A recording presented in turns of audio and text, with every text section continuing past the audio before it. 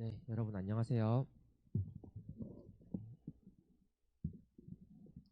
네, 오늘 본문 말씀은 고린도전서 13장 10절부터 13절까지 말씀입니다. 고린도전서 신약 279면에 있습니다.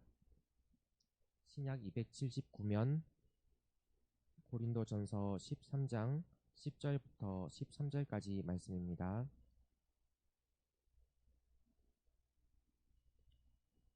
신약 성경 279쪽.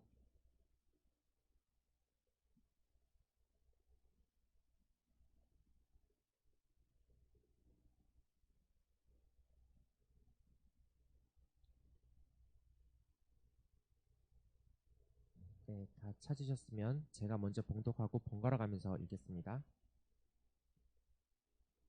네, 10절. 온전한 것이 올 때에는 부분적으로 하던 것이 패하리라.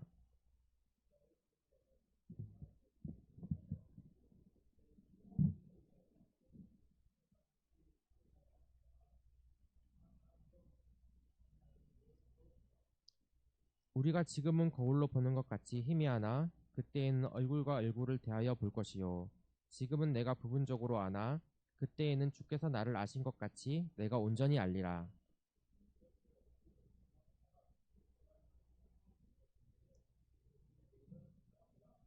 아멘.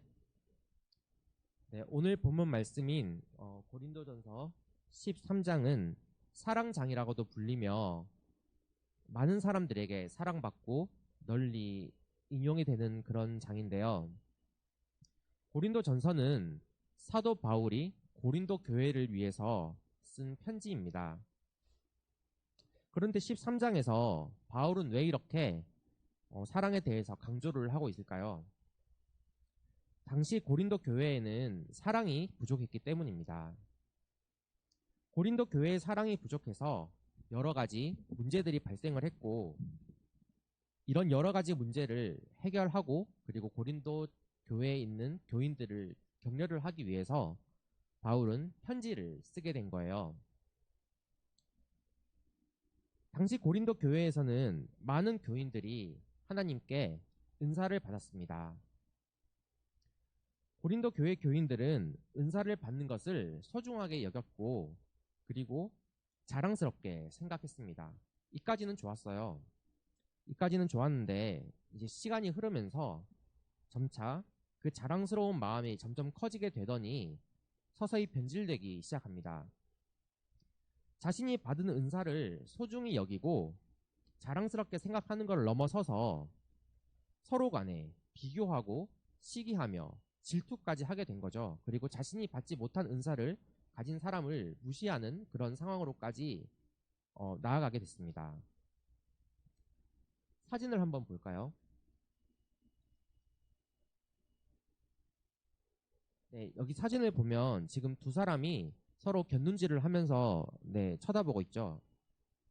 이처럼 비교를 하는 것은 내가 아닌 다른 사람에게 집중을 하는 것입니다. 내가 받은 은사를 하나님께 내가 받은 그 은사를 소중하게 생각을 하고 자신의 은사를 바라봐야 되는데 자기가 받은 그 은사를 바라보는 것이 아니라 다른 사람이 어떤 은사를 받았는지를 서로 바라보는 거예요. 그리고 그 은사를 받은 은사를 서로 비교하기 시작한 겁니다. 은사는 남들과 비교하라고 또는 자랑하라고 하나님께서 주신 것이 아닙니다. 하나님께 영광을 드리기 위해서 사용하라고 주신 것이죠. 은사는 하나님의 값 없는 선물입니다. 하나님이 예수 그리스도를 믿는 자들에게 아무런 대가를 없이 각 사람의 환경과 성격에 맞춰서 맞춤형으로 주신 거예요. 은사를 받은 교인 입장에서는 하나님의 이러한 값 없는 선물에 대해서 감사하게 생각을 하고 하나님의 영광을 위해서 힘써야 하지만 당시 고린도 교회는 그렇지가 못했던 겁니다. 합력해서 선을 이루라고 준 은사에 대해서 합력은커녕 서로 비교하고 경쟁하며 자신의 그 은사에 대한 교만함으로 일관했습니다. 이로 인해서 고린도 교회는 큰 혼란을 겪게 된 것입니다. 그런데 생각해보면 이렇게 서로 비교를 하는 마음은 어느 정도 우리 인간들의 보편적인 심리이기도 합니다. 육신과 물질에 따라서 사는 이런 세상에서는 서로 비교하고 경쟁을 하는 것이 어찌 보면 자연스러운 현상일 수도 있어요. 우리나라 속담에도 남이 떡이 커 보인다는 그런 말이 있죠. 네, 다음 사진을 한번 봐볼까요? 네, 지금 보면은 고양이가 두 마리가 서로 자기 앞에 있는 밥그릇이 아니라 남의 밥그릇을 서로 먹고 있죠. 이렇게 서로 남의 밥그릇이 커 보이는 이런 마음이 고린도 교회 교인들에게도 있었던 거예요. 내가 받은 은사에 만족을 하는 것이 아니라 다른 사람이 어떠한 은사를 받았는지, 그리고 그 은사가 나의 은사보다 좋아 보이는지 나빠 보이는지를 비교했습니다. 자신이 받은 은사가 남들보다 더 좋다고 여겨진다면 교만한 마음이 생겨서 자랑을 했고, 자신의 은사가 남들보다 더 좋아 보이지가 않는다고 생각이 들면 하나님께 불평하는 그런 마음을 가지게 된 거예요. 하나님의 사랑에 감사하는 마음이 사라지고 그 자리에는 시기와 불평 그리고 교만함이 자리를 잡게 된 것입니다. 은사는 비교 경쟁의 대상이 아니라 오직 감사의 대상이어야 합니다. 사도 바울이 보기에 고린도 교회에 이런 현상이 나타난 그 원인은 사랑이 없기 때문이라고 생각했습니다. 고린도전서 13장에서 사도 바울은 자신을 희생하는 행위를 할지라도 그 마음속에 사랑이 없으면 자신에게 유익이 없다라고 단호하게 말합니다. 자, 우리가 어떤 행동을 해요. 그런데 그 행동이 남들이 보기에는 좋아 보여서 칭찬받을 만한 행동을 해요. 그런데 아무리 희생적이고 선한 행동을 한다고 할지라도 그 행동을 하는 이유가 남들에게 칭찬을 받고 멋있게 보이려고 그렇게 행동을 하거나 또는 어떤 특정한 목적을 위해서 하는 행동이라면, 수단으로서의 그런 행동을 하게 된다면 겉으로는 아무리 희생적인 행동을 한다 할지라도 그 행동을 한 사람에게는 유익이 없다고 사도 바울은 말하고 있습니다. 그렇다면 고린도 교회에서는 당시 어떤 은사들이 있었을까요? 오늘 본문 말씀인 고린도전서 13장에서 살펴보면 우선 방언하는 은사가 나옵니다. 사진을 함께 봐볼까요? 네, 사도행전에는 오순절에 제자들에게 성령이 임하고 방언을 했다고 그렇게 말을 하죠. 네, 그리고 예언하는 은사가 나오고 지식에 관한 은사, 그리고 기적을 체험할 정도의 강한 믿음의 은사가 이어서 소개가 되고 있습니다. 그런데 여기서 주의해야 할 점이, 본문에서 나오는 예언은 우리가 흔히 말하는 미래를 예측하는 그런 미래를 말하는 예언이 아니라 하나님의 말씀과 뜻을 교회 공동체에 풀어서 전한다는 그런 의미로서의 예언을 말하고 있습니다. 자, 다음 사진을 한번 봐볼까요? 네, 담임 목사님이 예전에 설교하시던 모습인데요. 이러한 설교도 하나님의 말씀과 뜻을 전한다는 의미의 예언에 속하는데, 여기서 이 예언은 우리가 흔히 말하는 그런 예측의 의미가 아닌, 네, 그런 뜻과는 전혀 다른 예언이죠. 한글로는 같은 예언이라고 말을 하지만 한자로 보면 두 단어는 다른 한자를 각각 쓰는데요. 우리가 흔히 알고 있는 그 예언을 한다고 할 때의 그 예언은 예자가 이제 미리 예자라는 한자를 쓰고, 지금 이제 성경 본문에 나온 그 예언은 맡길 예자를 씁니다. 그래서 이렇게 서로 완전히 구분이 되는 거예요. 그리고 다음 은사는 지식의 은사인데요. 네, 사진을 한 개 봐볼까요? 책들이 엄청나게 빼곡하게 나와 있죠. 이처럼 세상에는 여러 가지 지식이 굉장히 많습니다. 그런데 이런 여러 가지 종류의 지식 중에서 가장 중요한 지식이 어떤 지식일까요? 하나님을 아는 지식. 이 지식이 가장 중요합니다. 그런데 하나님과 성경에 대해서 많은 지식이 있다고 할지라도 그 안에 사랑이 없으면 어떻게 될까요? 성경에 그런 종류의 사람들이 나오는데요. 복음서에 나오는 제사장과 바리새인들이 여기에 해당이 됩니다. 이 사람들은 성경에 대한 해박한 지식이 있고 구약 율법에 맞춰서 행동을 할 줄 알았지만 정작 그들 안에는 사랑이 없었습니다. 사랑이 없는 지식은 교만으로 이어지기가 쉽고 다른 사람을 정죄하기가 쉬운 거예요. 예수님은 이런 자세를 비판하셨습니다. 그리고 다음 은사는 믿음이에요. 사진을 한번 봐볼까요? 네, 오직 십자가만을 위해서 달려가고 있죠. 오직 주만을 바라보며 살아가는 것이 물론 중요합니다. 그래서 우리는 평소에도 하나님과 예수님에 대한 믿음을 강조하고 중요하게 말을 하고 있죠. 그런데 본문의 믿음의 은사는 믿음 중에서도 특별한 믿음, 즉 산을 옮길 만큼 대단한 믿음을 말하고 있습니다.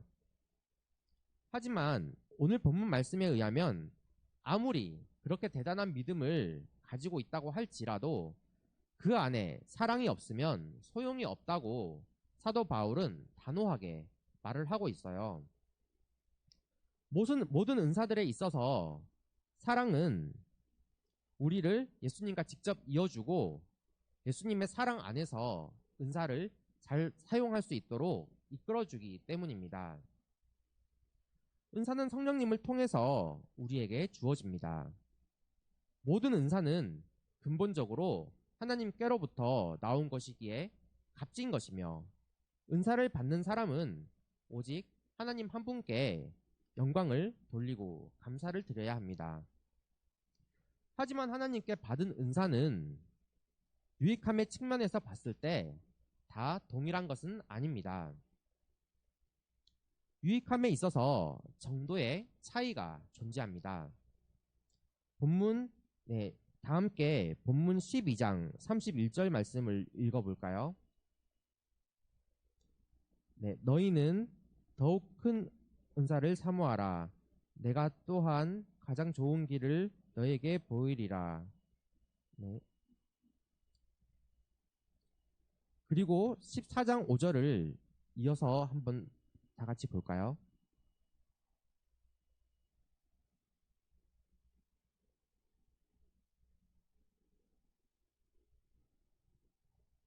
네.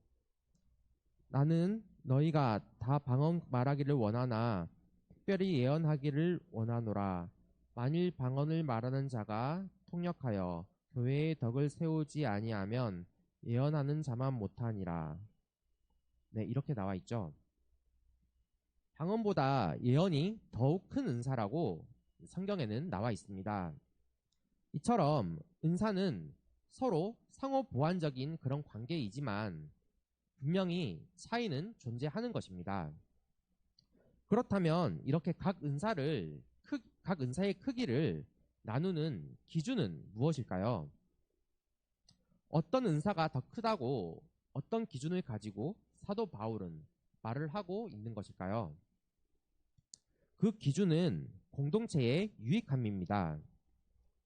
어떤 은사가 교회 공동체를 위해서 더욱 유익한가가 그 기준이 되는 거예요. 방언은 하나님과 나와의 1대1 관계에서는 유익합니다.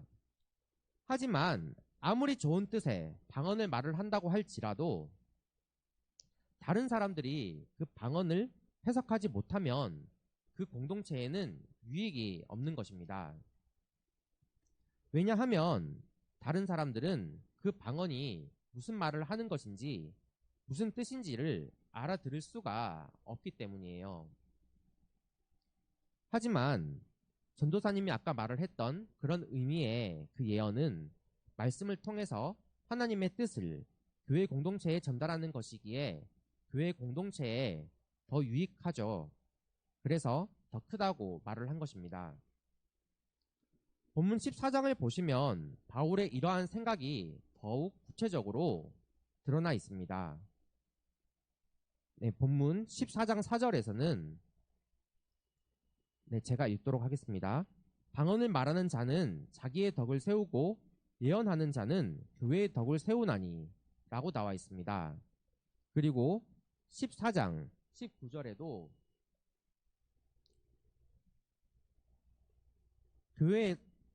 그러나 교회에서 내가 남을 가르치기 위하여 깨달은 마음으로 5마디 말을 하는 것이 1만 마디 방언으로 말하는 것보다 나으니라 라고 나와 있습니다.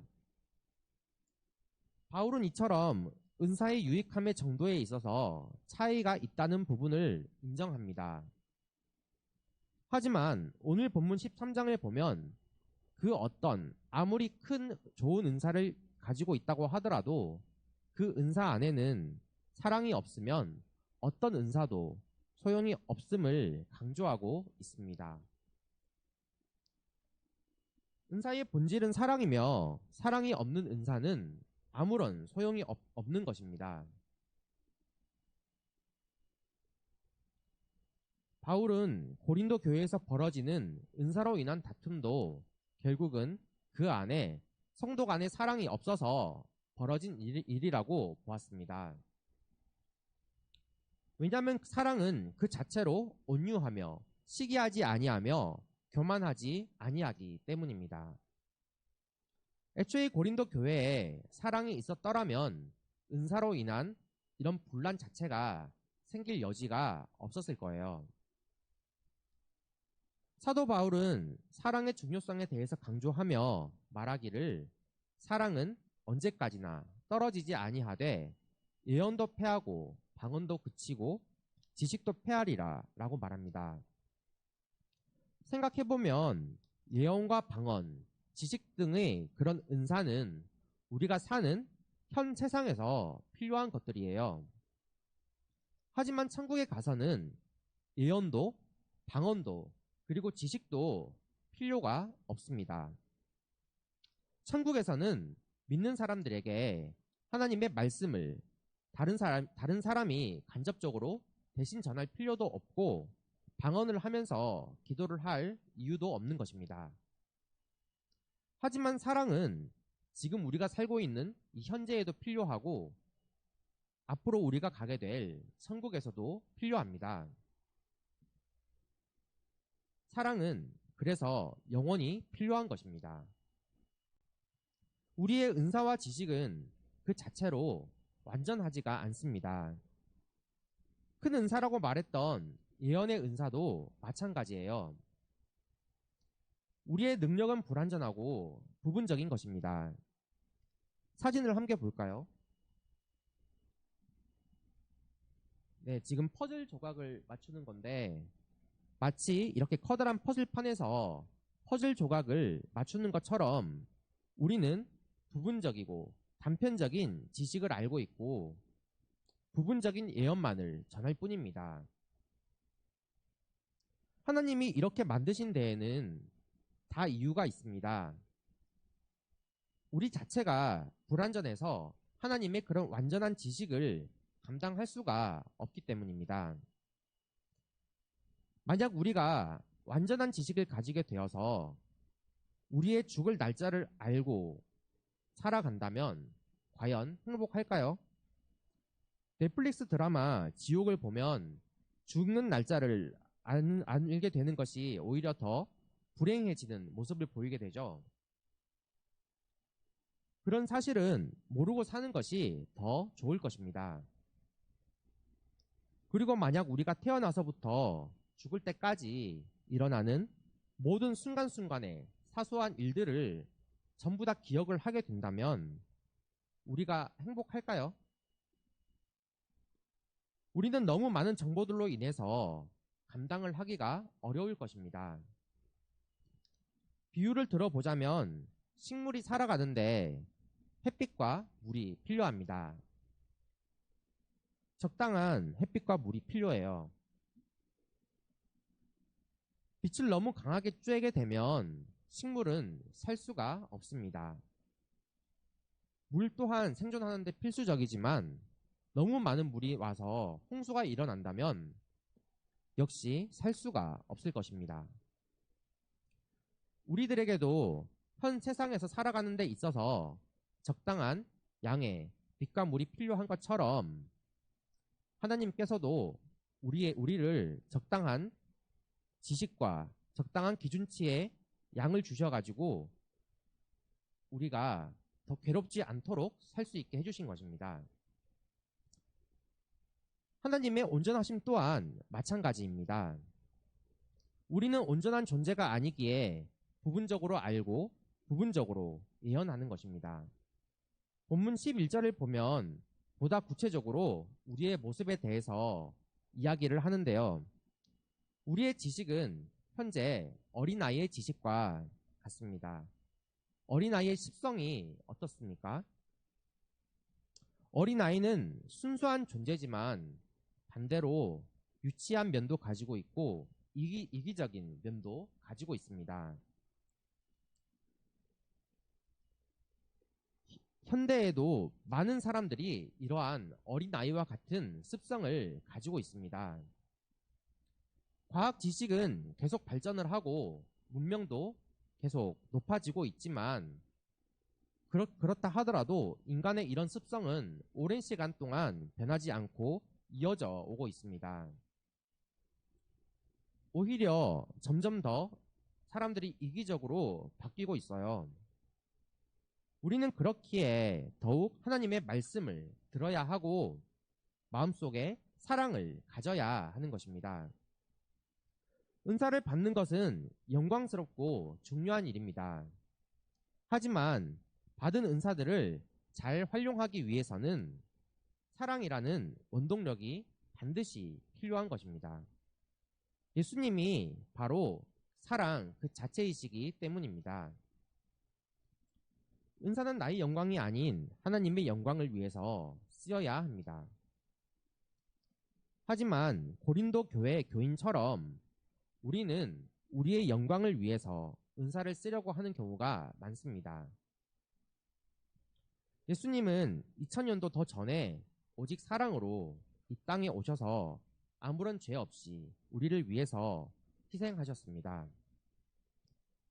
네, 사진을 함께 볼까요? 네, 이렇게 사랑 안에서 예수님과 우리는 함께 해야 합니다.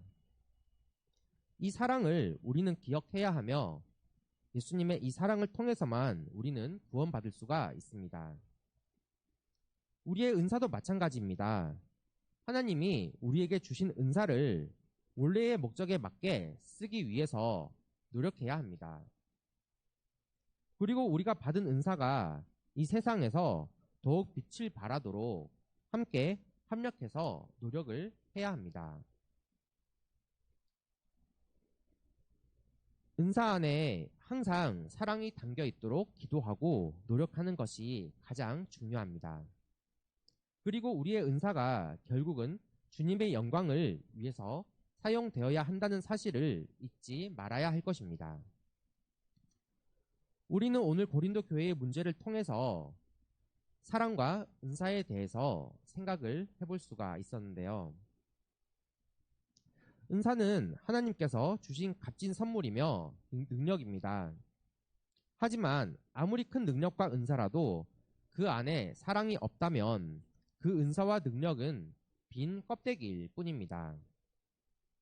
하나님이 주신 은사를 사모하며 오직 사랑으로 온전하신 예수님이 다시 이 땅에 오실 때까지 하나님의 영광을 위해서 살아가는 우리 감정교회 샤인 중등부가 되게 해달라고 다 함께 기도하겠습니다.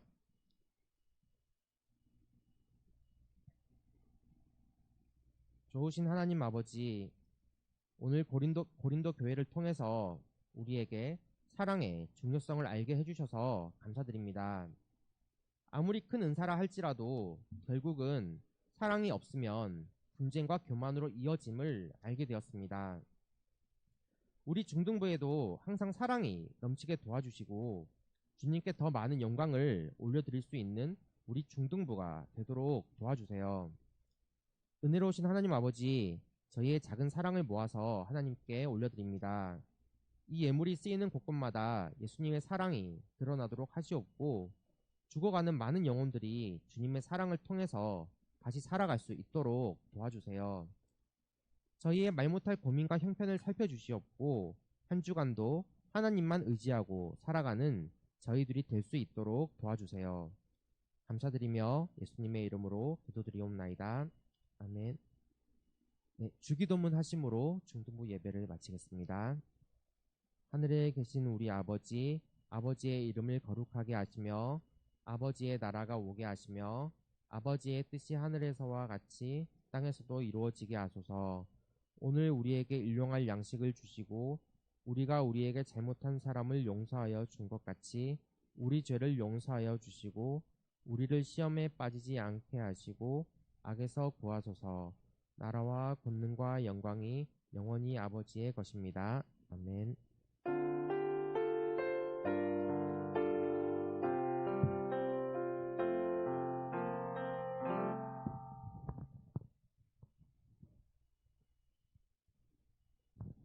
진명아, 안녕. 다솔아, 안녕. 청희생님, 안녕. 네. 우리 아까 청희생님 열심히 드럼 치고 계셨는데, 소개를 못 해드렸네요. 지현생님, 네, 아까 우리 지현생님도 열심히 반주해 주셨습니다. 고맙고요. 또 우리 친구들 혹시 저번 주 우리 추리 한번 보셨잖아요. 오늘은 또 새로운 문구가 옆에 살짝 있는데, 이 카메라가 지금 세팅이 딱 되는 바람에. 자, 진명아, 다솔아, 먼저 인사할게요. 우리 친구들 정말 이 자리에서 같이 예배 드렸으면 좋겠지만 환경상 또한 이렇게 온라인으로 접속해 주셔서 너무 감사하고요. 한 주간 또 우리 친구들은 또 건강하게 잘 계시다가 또 다음 주에 뵙도록 그렇게 하겠습니다. 이제 다솔이는 3학년이다 보니까 우리 중등부에서 예배 드릴 날 또 얼마 남지 않은 것 같습니다. 하지만 고등부에서 더 이렇게 열심히 예배 드리셔서 고맙겠습니다. 자, 강구드립니다. 오늘은 11월 달란트 시상을 각 선생님께서 해주시면 되겠습니다. 상품은 여러분이 좋아하시는 편의점 상품권으로 준비했습니다. 진명아, 맞아. 만영아, 이때 이래야지. 네. 자, 나중에 각 반 선생님께서 해주시고요. 네. 우리가 이제 2주 뒤면은 크리스마스입니다. 성탄절인데 성탄절 예배 시간하고 장소하고는 추후 다시 공지하도록 그렇게 하겠습니다. 자, 우리 친구들 각 선생님들 각 반별 잠깐 모임 하셨다가 헤어지시고요. 한 주간도 잘 지내시고 오늘 또 우리 3학년들은 또 일찍 오셔가지고 그 예비 고1로서 또 고등부 광고 시간이라든지 2부 순서 참여해 주신 거 너무 감사하고요. 자, 한 주간 잘 지내시다가 건강한 모습으로 또 우리 뵙도록 하겠습니다. 자, 우리 친구들 안녕.